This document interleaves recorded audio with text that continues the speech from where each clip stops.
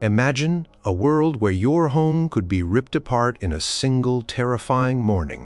A time when the very air carried the stench of fear and the distant echo of a war horn could shatter your peace forever.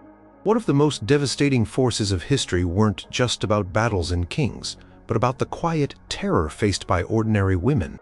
What if your life, your family, your very identity could be stolen in a flash? We're talking about the year 910, at a period when the Viking Age was in full brutal swing, and for countless women life was a constant dance with unimaginable horror.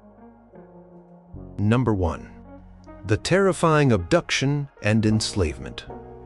Picture the year 910 at crisp morning air over a quiet Anglo-Saxon village, perhaps nestled somewhere near the constantly shifting borders of the Danelaw, felt almost normal. A young woman named Elara, barely 18 summers old, was tending to her small garden, the dew still clinging to the cabbage leaves. Her hands, calloused from work but nimble, moved with practiced ease. The distant bleating of sheep, the gentle murmur of her neighbor's voice, a smell of wood smoke from her own hearth. These were the familiar anchors of her simple world. She was thinking of the afternoon when she would meet her sister by the river to wash their clothes, perhaps share a few jokes about the village lads. Life, though often hard, held a certain rhythm, a sense of belonging. Then the world shattered. Not with a shout, but with a sudden guttural roar that ripped through the morning silence. A shadow fell over the village. A flash of crude steel, a terrifying horned helmet, though many Vikings did not actually wear them, but the fear it instilled was real. Elara froze, her heart hammering against her ribs like a trapped bird. Men, massive and brutal, with axes glinting in the pale sunlight, were pouring into the village. Smoke began to curl from the thatched roofs as homes were set ablaze. Screams, sharp, desperate, utterly horrifying, echoed through the narrow lanes. It was chaos, raw and terrifying. Elara didn't run. She couldn't. Her feet were rooted to the ground by a paralyzing fear. A rough hand seized her arm, yanking her from the garden. She saw her neighbor, the gentle woman who always offered her fresh bread, pushed roughly to the ground, her gray hair tangled with mud. She saw a young man, barely older than herself, fall under a brutal blow, his life extinguished in a heartbeat. The world was a blur of violence, a nightmare made flesh. She was dragged, stumbling, past burning huts, past weeping children, towards the edge of the village where a group of other captives, mostly women and younger folk, were being herded like livestock. The journey was a blur of misery. Days bled into nights. They were forced to march hungry, thirsty, their feet raw and bleeding. The captors, their faces grim and unyielding, allowed no rest, no comfort. Elara watched as the weakest among them faltered and were left behind, their fates unspoken but understood. She heard the quiet sobs of a child who had lost his mother, a sound that would haunt her dreams for years to come. She felt the constant gnawing fear, the terrifying uncertainty of what lay ahead. Where were they going? What would happen to them? Her village, her family, her entire life was now a distant memory, a shimmering dream fading into the harsh reality of her captivity. Then came the sea, the sheer overwhelming vastness of it. They were forced onto longships, crammed into the open vessels like so many bundles of cargo. Seasickness racked her body. Leaving her weak and utterly miserable, sleep was a luxury, a fleeting escape into nightmares. She clung to her fellow captives, a silent sisterhood forged in shared terror, their only comfort, the warmth of another human body in the cold, unforgiving night.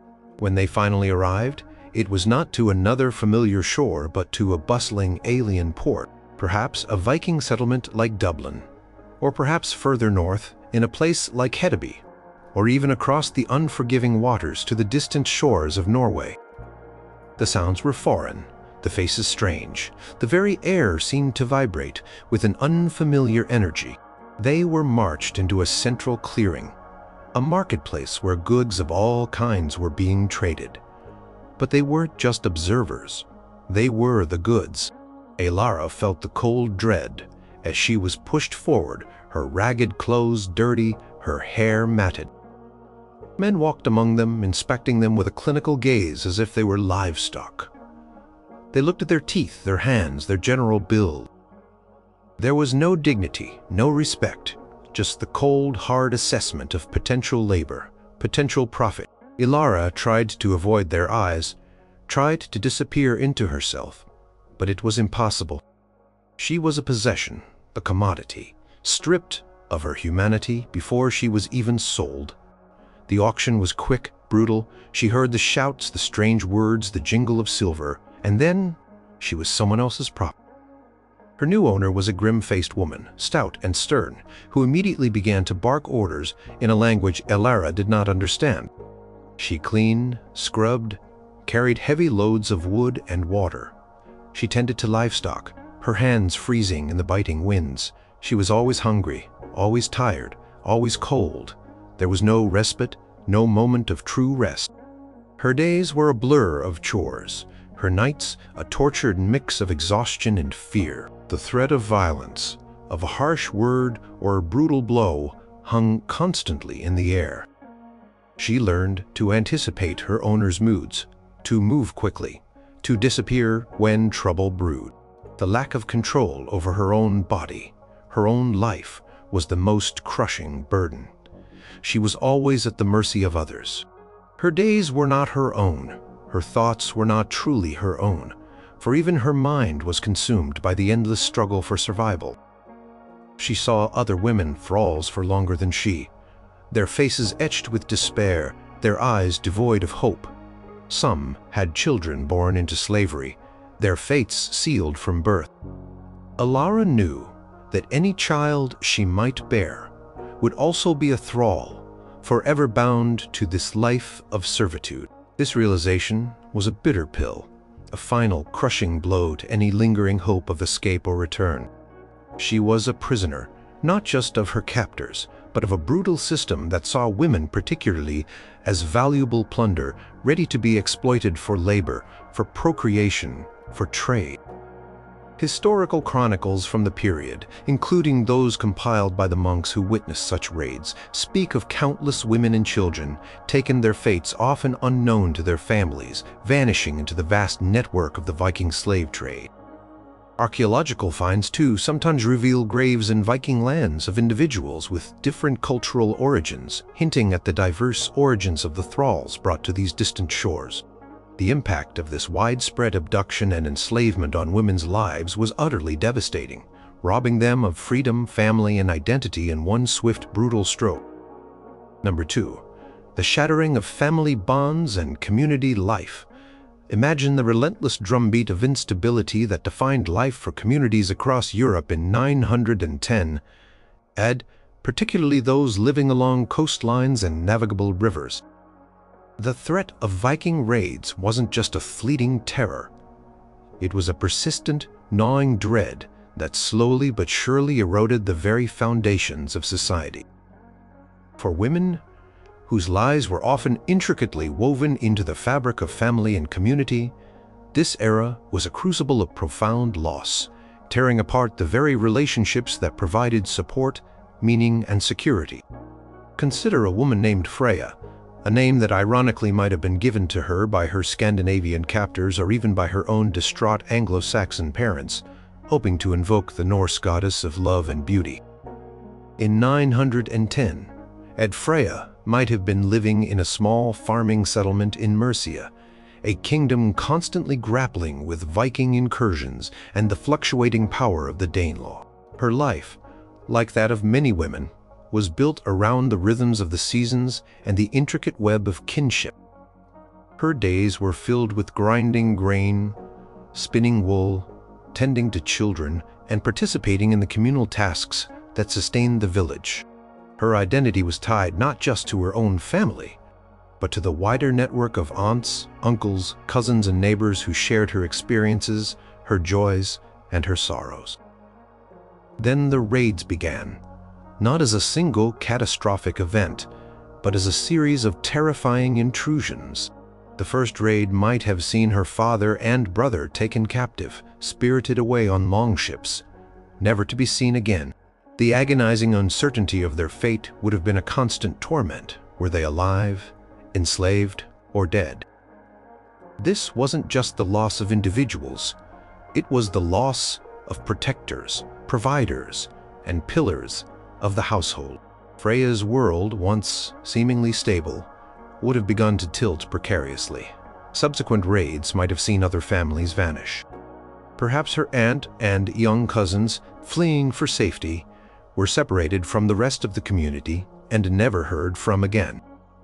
Or her own children, sent away with a desperate neighbor in hopes of concealment, might have been lost in the ensuing chaos. The sheer demographic devastation was immense. Communities that had flourished for generations could be decimated in a single season. The young men were killed or taken as warriors, the women and children enslaved or left to fend for themselves in a ruined landscape. The elderly, often unable to flee or defend themselves, were left behind to face grim fates. The result was a profound fracturing of family bonds. Daughters were separated from mothers, sisters from brothers, wives from husbands. The traditional support systems that had been in place for centuries simply dissolved. Who would teach the younger women the traditional skills of the household? Who would care for the orphaned children?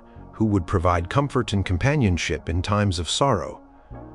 The answers were often, tragically, no one.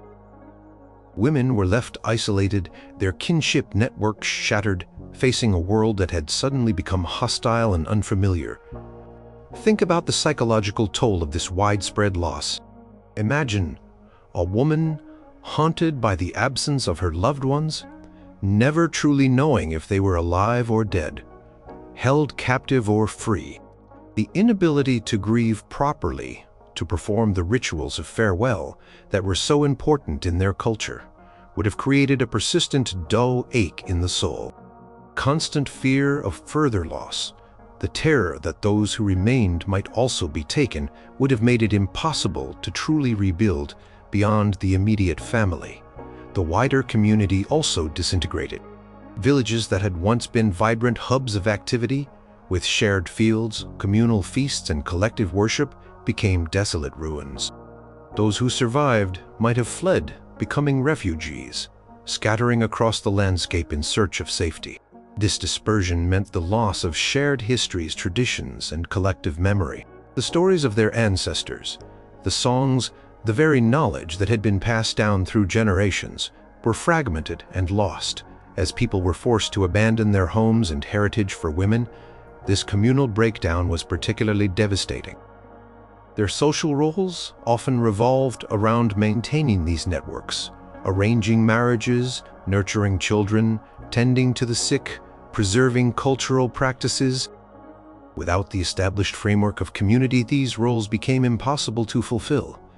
Marriage prospects dwindled as young men were killed or taken away. The ability to find suitable partners for their children, or even to form new families themselves, was severely hampered.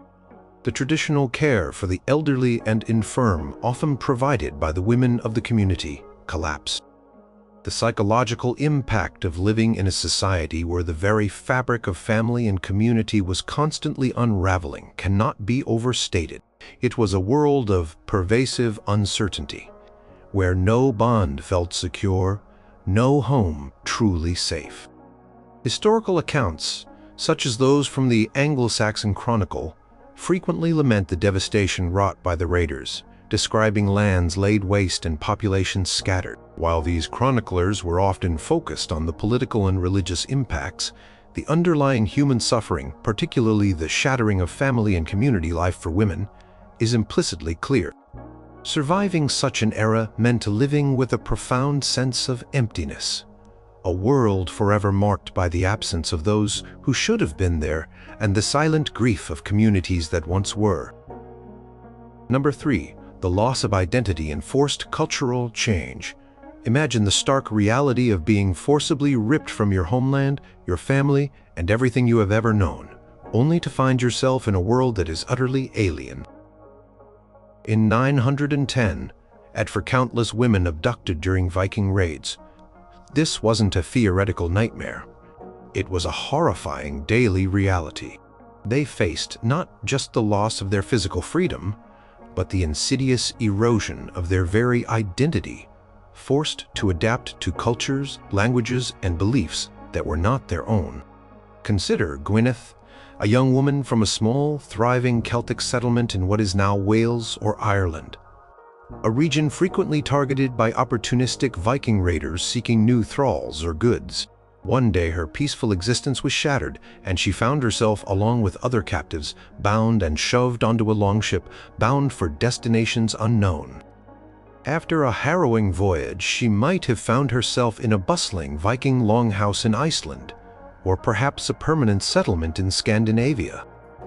The air was thick with the scent of unfamiliar foods, the chatter of a strange language, and the sight of people with different customs, different ways of dress, and different gods. The first blow to her identity would have been subtle, but profound. The changing of her name. In many cases, captives were given new names by their Viking owners, names that were easier for them to pronounce or that reflected their enslaved status. Gwyneth, a name rooted deeply in her Celtic heritage, meaning blessed or fair, might have been replaced with a more Norse-sounding name like Ragnhildur or Asa. Every time she heard this new name, it would have served as a stark reminder of her lost past, a constant echo of who she used to be and who she was now forced to become. It was a small act, but one that chipped away at her sense of self, making her an outsider in her own skin. Then came the language barrier. She understood nothing. Commands, the conversations, the very sounds around her were a bewildering cacophony. Learning the new language, Old Norse, would have been a slow, painful process fraught with misunderstanding and frustration. Every interaction would have highlighted her status as a foreigner, an outsider. Over time, she might have learned to speak it, perhaps, with a hesitant, accented tongue. But it would always be a second language, overlaid on the ghost of her mother tongue, which she might have gradually forgotten or used only in silent whispers to herself. Beyond language, there were the profound cultural differences. Gwyneth had grown up with her own distinct traditions, her own songs, stories, and social norms. Perhaps she had been taught the intricacies of Celtic knotwork, or the ancient myths of her people, or the proper way to prepare certain traditional foods. Now she was expected to adopt Viking ways. Their methods of cooking, their clothing styles, their social hierarchies, everything was different. She might have been forced to wear simpler, coarser garments, shedding the intricate patterns and dyes of her homeland. She might have had to learn new skills, like tanning hides or preparing different types of fish that were alien to her previous life. The rituals of daily life, from greeting to eating to celebrating, would have been completely unfamiliar. The most profound shift, however, would have been in the realm of spirituality. Gwyneth, like most people in the early 10th century, would have been a devout Christian.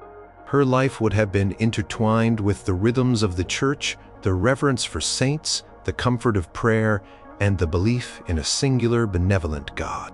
Now she would have found herself in a society that worshipped a pantheon of gods, Odin, Thor, Freya, and others.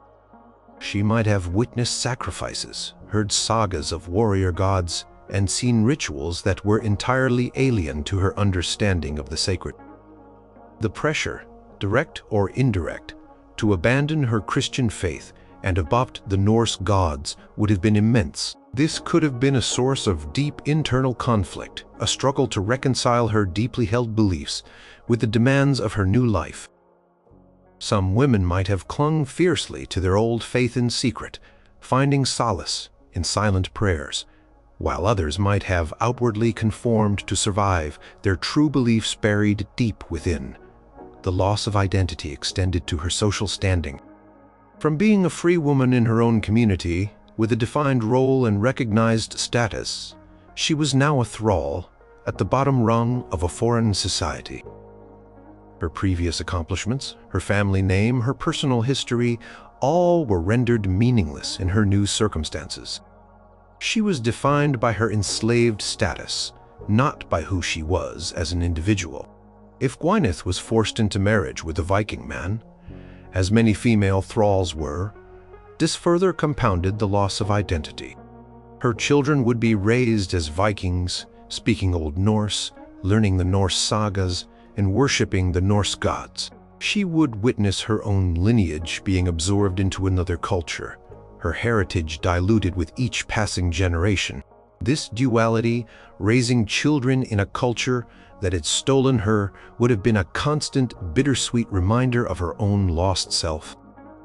Historical and archaeological evidence, such as the discovery of Christian symbols in Viking graves in Scandinavia, or the genetic evidence of British and Irish ancestry in modern Iceland, subtly points to the large-scale movement of people, including enslaved women, into Viking lands. These remnants whisper of the cultural exchange, and often the forced assimilation that took place. For women like Gwyneth, the loss of identity and the forced cultural change were not merely inconveniences. They were profound existential blows, leaving them to navigate a world where they were both physically present and spiritually absent, constantly wrestling with who they were and who they were forced to become. Number 4. The brutal reality of violence and death. The year 910, and much like many years throughout the Viking Age, was marked by the terrifying immediacy of brutal violence. For women, this wasn't just a distant political conflict or the clash of armies. It was a visceral personal horror that could erupt into their lives without warning, bringing death and devastation in its wake. The reality of a Viking raid was far from the romanticized image of daring adventurers. It was a blood-soaked nightmare for those caught in its path. Imagine a tranquil morning in a small, unsuspecting farming village in Mercia, a region of Anglo-Saxon England that had long been a battleground between native kingdoms and Norse settlers. A woman named Ethel, perhaps a young mother, was at her hearth preparing the morning meal, the comforting aroma of baking bread filling her small cottage. Her children were playing just outside, their innocent laughter drifting in through the open doorway. Life was hard, but it was predictable. Rooted in the land and the rhythms of the seasons, then, the first screams. Not from the children's play, but from the edge of the village, sharp and filled with terror. Ethel's blood ran cold. She knew instantly what it meant. The Vikings, the dreaded dragon ships, though often simple longships, were a symbol of impending doom. Within moments, the peace was shattered by the thunder of heavy boots, the guttural shouts of men, and the terrifying clash of steel. Ethel snatched her youngest child, clutching the frightened toddler to her chest, and frantically tried to find a hiding place, pushing her older children towards a small, dark storage pit beneath the floor. But there was no time. The door burst open, splintering inwards. A man, cloaked in furs, with a crude axe glinting in his hand, stood framed against the smoke-filled doorway. His eyes were cold, unfeeling. The scene that unfolded in moments was one of unimaginable chaos and brutality. Homes were not just plundered, they were systematically destroyed, set ablaze, their contents scattered and ruined. Ethel could hear the terrified cries of her neighbors, the desperate pleas, the sickening thud of weapons striking flesh. The violence was indiscriminate. It was not just warriors who were targeted. Women, children, and the elderly were equally vulnerable. A young girl, no older than her own eldest, might have been caught in the path of a swinging axe, her life extinguished in a horrifying instant. An old man, attempting to protect his home, might have been cut down where he stood. Ethel might have witnessed the desecration of the village church, its holy artifacts smashed, its wooden walls consumed by flames. The very symbols of comfort and faith, once thought to be inviolable, were reduced to ashes, a stark testament to the invaders' destructive power. The air was thick with the stench of smoke, blood, and fear, a horrifying mixture that would forever be seared into her memory. For some women, the violence might have been direct and personal. Ethel, trying to shield her children, might have received a blow, a brutal reminder of her powerlessness. Perhaps she saw her husband or a beloved brother fall in a desperate, futile attempt to defend their home, their lives snuffed out before her very eyes. The images of their struggle, their final moments, would haunt her waking hours and torment her dreams for years to come. Not all women died, but many were grievously wounded. Imagine a woman with a broken arm, a deep gash from a sword, or burns from her collapsing home. In a world without modern medicine, such injuries were often fatal, or left victims with lifelong disabilities, a constant, painful reminder of the raid. Childbirth in such conditions would be even more perilous. The chance of infection and death dramatically increased. The physical scars would be a permanent map of her trauma. The immediate aftermath was almost as horrifying as the raid itself. The silence that followed the departure of the raiders was often more chilling than the screams. It was the silence of death, of absence, of utter desolation. Ethel would emerge from her hiding place to a scene of ruin. Her home a charred skeleton, her neighbors either dead, captured, or fled. The survivors, often women and children, would be left to bury their dead, to search for missing loved ones, and to confront the terrifying reality of their shattered world. The brutal reality of violence and death during Viking raids was a constant shadow over the lives of women in 910. Historical accounts, such as those in the Anglo-Saxon Chronicle, frequently describe the slaughter and devastation wrought by the Norsemen, detailing how they laid waste the land and its people. While specific numbers of female casualties are rarely recorded, the indiscriminate nature of these raids means that women and children bore a significant, often unacknowledged portion of the direct physical harm. The physical violence, the witnessing of unspeakable atrocities, and the profound grief for loved ones lost defined an era where life itself felt incredibly fragile, constantly under threat of being extinguished in a flash of brutal cold steel. Number 5. The silent burden of psychological trauma and fear. Imagine living in a world where the very air you breathed was tinged with fear, a dread so pervasive it seeped into your bones and colored every waking moment.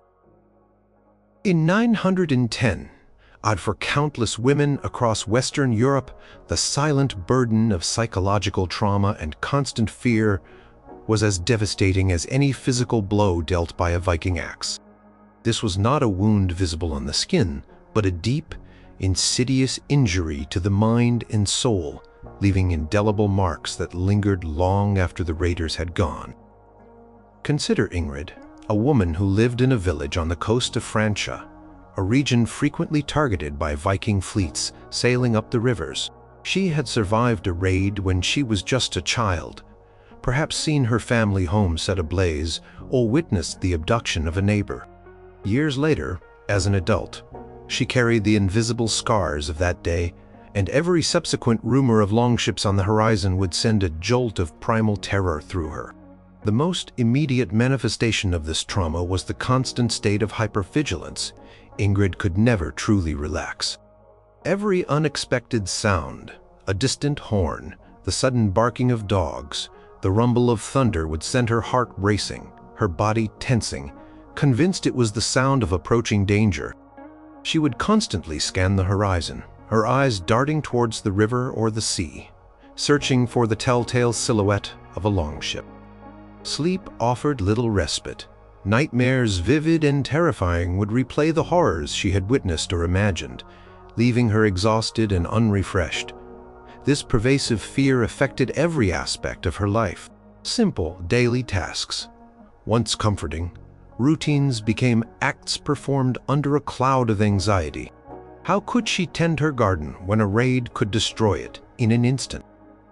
How could she fully invest in her community when it might be scattered to the winds at any moment?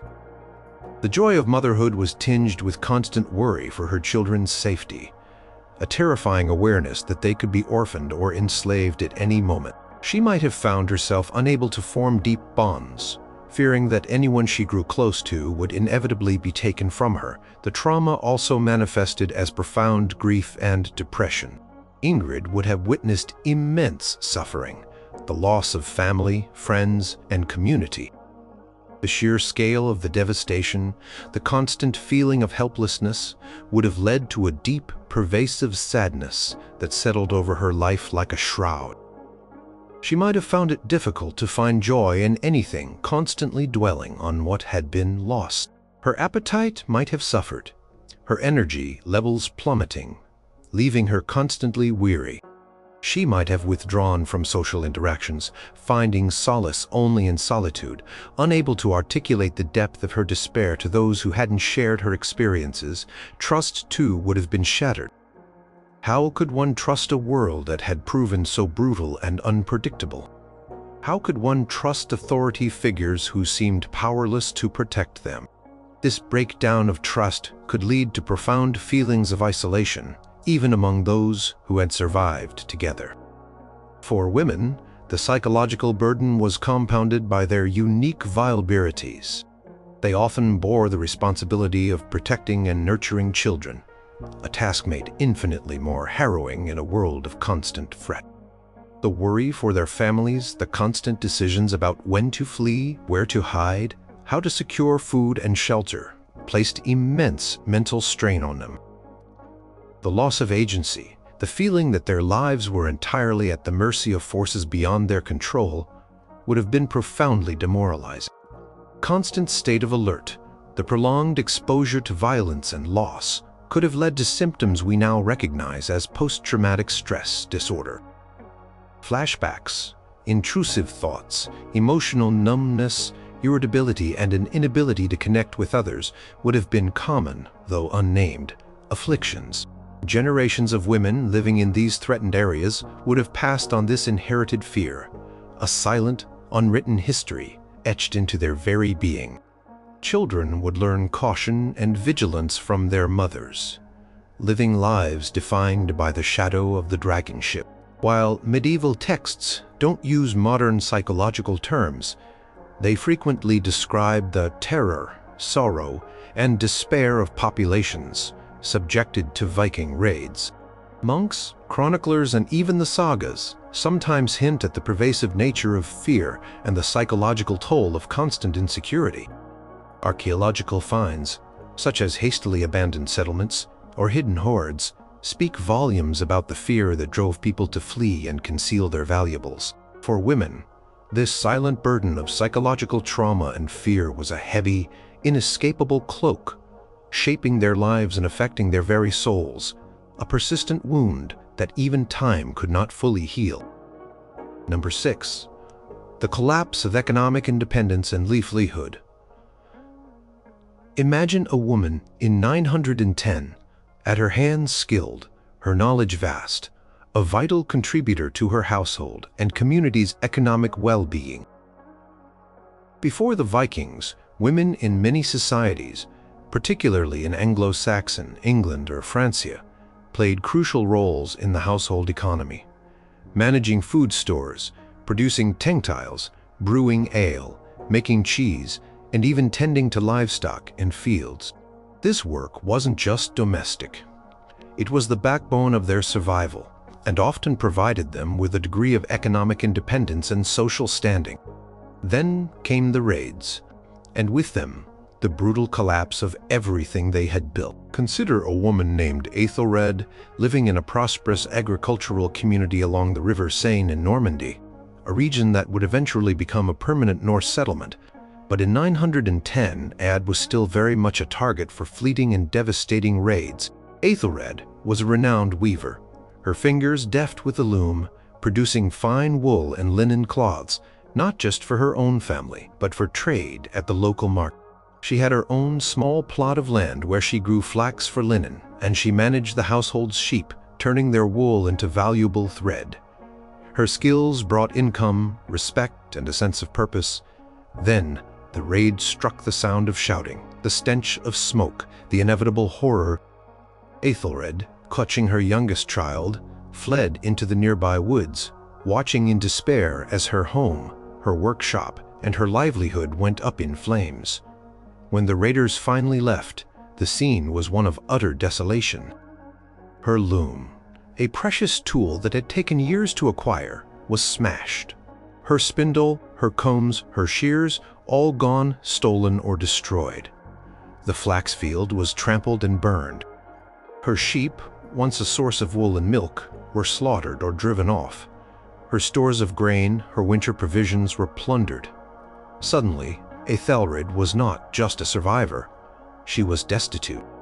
Her economic independence, once a source of pride and security, was completely obliterated. How would she feed her children?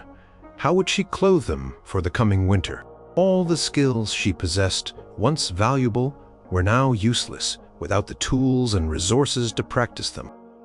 She was left with nothing but the clothes on her back and the gnawing emptiness in her stomach.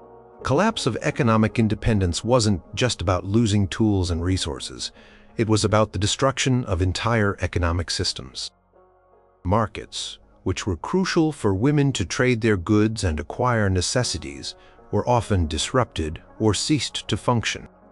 If the men of the community were killed or enslaved, the labor force needed to work the fields, herd animals, or rebuild homes was severely depleted, placing an even greater burden on surviving women. Agricultural land might lie fallow because there was no one left to work it, or because it was too dangerous to do so. This led to widespread famine and destitution, particularly for women and children who were often the most vulnerable. For women who relied on specific crafts like brewing, pottery, or textile production, the loss of their specialized tools and the destruction of their workshops meant that their skills, no matter how refined, could not be readily applied. They were forced to revert to basic subsistence, if they could manage even that. The economic structure of their lives, which had been built on years of accumulated knowledge and resources, was shattered beyond immediate repair. Consider the long-term implications. Even if a woman survived and managed to find refuge, perhaps with a distant relative, she would likely arrive with nothing. Her social standing, often tied to her economic contribution and property, would have plummeted. She would be dependent on the charity of others. A stark contrast to her previous life as a self-sufficient individual, the ability to rebuild would be incredibly challenging. How would she acquire new tools, new seeds, new livestock, without any capital or secure land? The cycle of poverty could become entrenched, passed down through generations. Furthermore, the general economic instability caused by constant raiding made it difficult for any form of long-term planning or investment. Why plant a crop if it might be burned? Why weave a fine cloth if it might be stolen? This pervasive uncertainty stifled enterprise and innovation, trapping communities in a state of precarious survival. For women, who were often the primary stewards of household resources and the engines of domestic production, this constant threat to their livelihood was utterly devastating.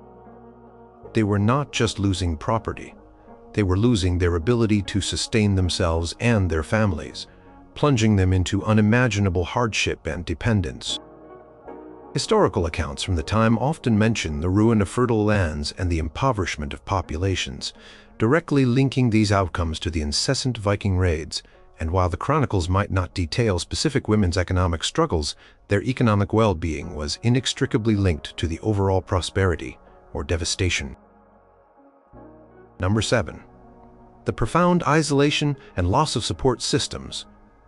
Imagine being thrust into a terrifying void, stripped not only of your physical belongings and your sense of safety, but of the very human connections that anchor your existence. In 910, for countless women caught in the maelstrom of Viking raids, the profound isolation and the complete loss of their established support systems were among the most devastating and insidious impacts. This wasn't merely about losing individual people. It was about the obliteration of the intricate social safety nets that had sustained communities for centuries. Consider the plight of a woman named Elara, the same Elara from our first devastating impact, who survived the initial raid on her Anglo-Saxon village near the Danelaw border. While she might have been one of the lucky few not immediately enslaved, perhaps she managed to hide or flee into the surrounding wilderness. She emerged to find her village a smoldering ruin, her family gone, killed, captured, or scattered. She was alive, but utterly alone. Her immediate world, once teeming with familiar faces, was now a desolate wasteland. Her mother, who had taught her to spin and weave, was gone. Her sisters, with whom she shared secrets and laughter, were gone. Her aunts and cousins who provided comfort and advice were gone. The elderly women of the village, repositories of wisdom and tradition, were gone.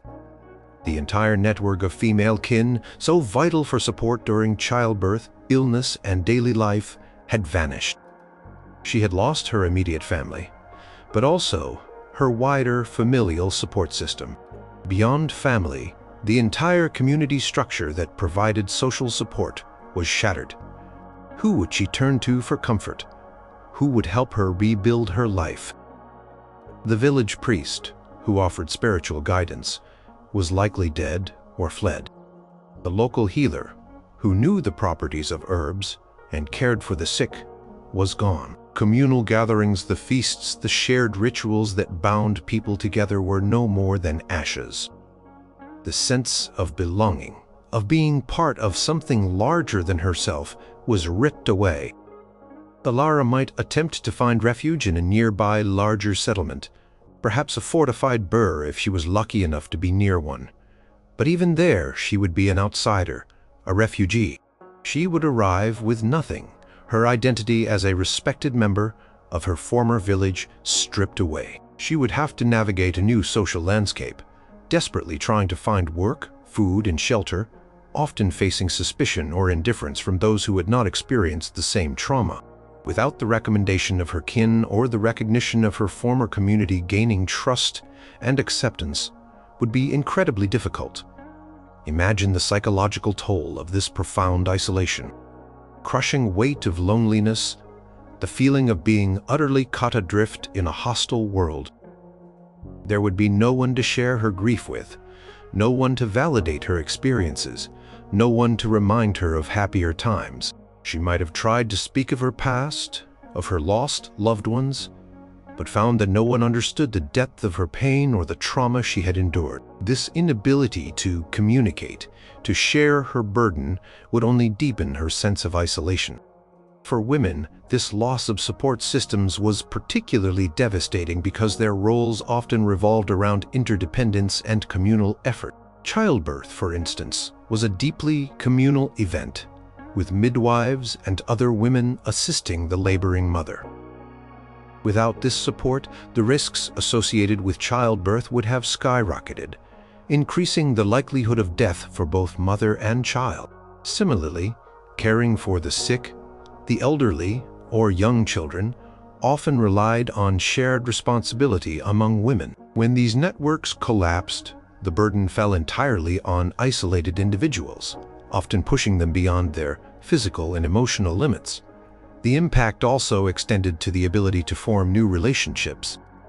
How could a woman find a new partner or raise children when her social circle was gone, when all trust had been broken, and when the very future was uncertain? The loss of a structured society meant the loss of traditional courtship rituals, the absence of elders to arrange marriages, and the scarcity of suitable partners. For a woman, rebuilding a family unit from scratch in such circumstances would have been an almost insurmountable challenge. Historical accounts, though rarely detailing the specific emotional experiences of individuals, paint a grim picture of depopulated areas, ruined settlements, and scattered populations. The Anglo-Saxon Chronicle, for example, often mentions the laying waste of vast swaths of land, implying the wholesale destruction of communities and the resulting dispersion and isolation of survivors. Archaeological finds of abandoned sites and mass graves also underscore the sudden and catastrophic end of once thriving communities. For women in 910, and the profound isolation and the complete loss of their support systems was not merely a consequence of the raids, it was a fundamental shattering of their human experience, leaving them adrift in a terrifyingly empty world, forever burdened by the silence of absence.